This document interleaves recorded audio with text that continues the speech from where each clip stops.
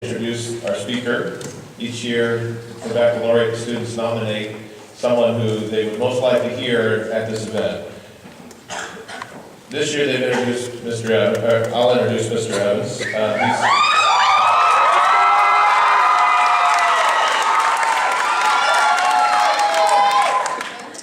He's been teaching here for just over 20 years, and for years he and I worked together as colleagues in the same English department here.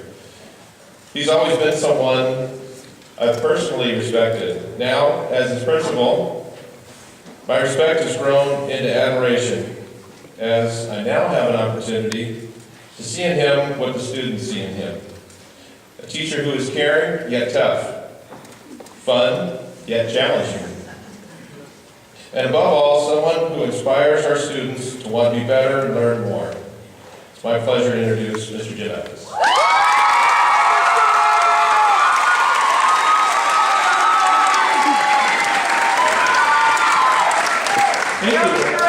Good morning, happy Saturday to you. It's really awesome to be here. Before I start, I just would like to recognize all the speakers and performers that have gone. I mean, it takes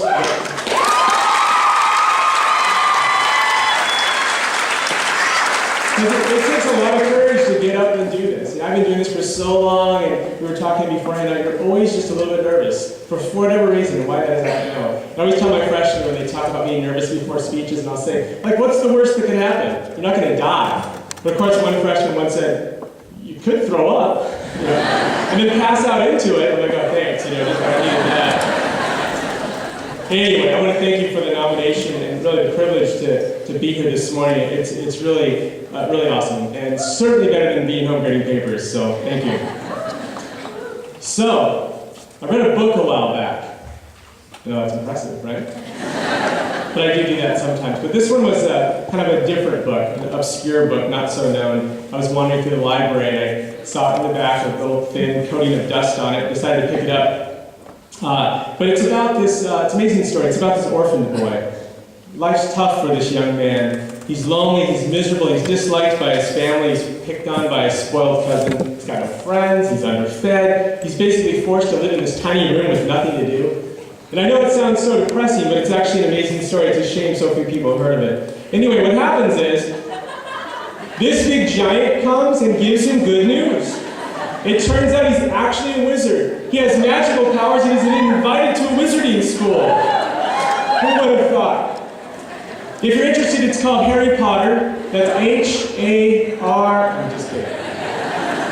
Of course you've heard of Harry Potter. Seriously, most of you have grown up with Harry Potter in some form or other. I mean, maybe from the movie billboards, peeking out from the bus stops occasionally, but for some of you, I know, as a regular reading obsession. But either way, through the movie or the books, his story has been unfolding right alongside with yours. I mean, he started school right about when you did. I think that first book came out in the late 90s, and now, at least in the movies, his story is finishing up right as yours is. And I was thinking about Harry Potter the other day, because I was thinking about stories, and I was thinking about you, and I was thinking about this momentous time. And there's a reason that the Harry Potter story connects so strongly with so many people. I mean, who hasn't at some time felt unappreciated and trapped in a cruel, ordinary world? Who hasn't believed deep down that they were somehow different from everyone else, special and set apart? Who hasn't wanted to speak a secret snake language called Parseltongue? Or maybe that's just me. But Harry Potter's story, like all great stories, is compelling because it plays out some of the truths of our lives. Harry fails, and Harry succeeds. Academically, romantically, personally.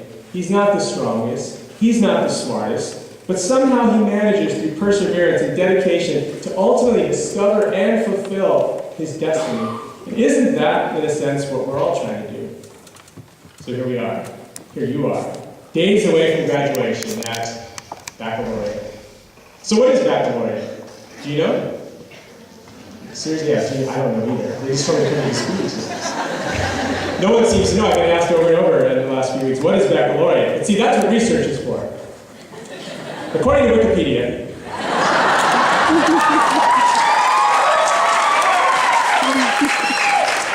the baccalaureate service derives from the medieval European custom of presenting the candidates for the bachelor's degree with laurels, recognition. The baccalaureate ceremony is a service of worship in celebration of and thanksgiving for lives dedicated to learning and wisdom. A variety of things may occur at the ceremony. However, the one traditional requirement is that everyone wears colorful party hats. All right. I mean, that part's not true, but not yet, because it was Wikipedia, so I felt compelled to add something. And I'm hoping, now that it's out on the internet, it'll become true, and next year we can liven this place up. So the baccalaureate, it's a celebration. It's a recognition of lives dedicated to learning and wisdom.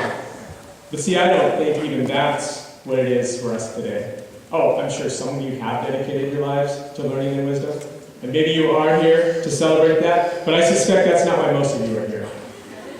I suspect most of you are here because you have friends here, because you have attachments to this place, because a very significant part of your life story so far occurred with these people in this place, and now it's coming to an end, and you sense the profound need to recognize that. Or your parents made you come. But either way, here we are.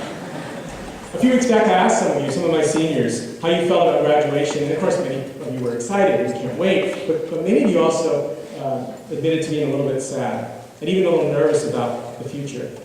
And yeah, that's how things end.